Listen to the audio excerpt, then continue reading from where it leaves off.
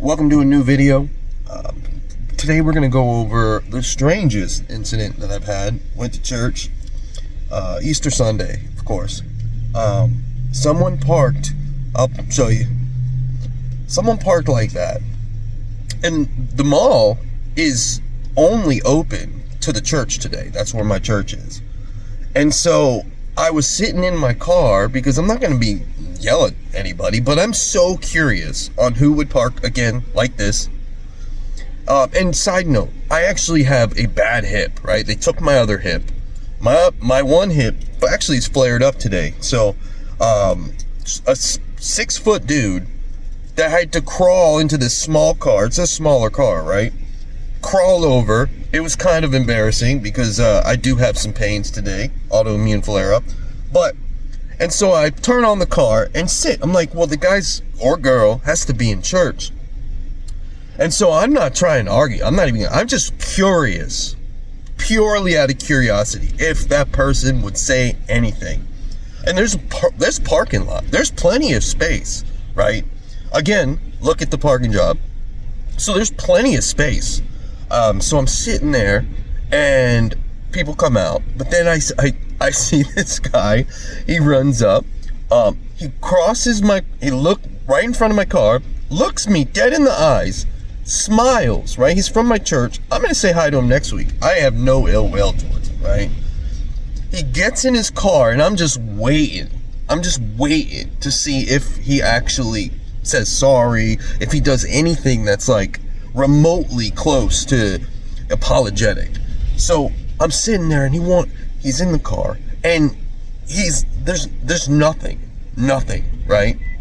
So no words and nothing at all, just sitting there for 2-3 minutes, and I'm looking over and I'm smiling. I'm not mad. If it was me, I would apologize, say my excuse, and what have you. I mean, it was the most ridiculous parking job that I've ever seen in my life.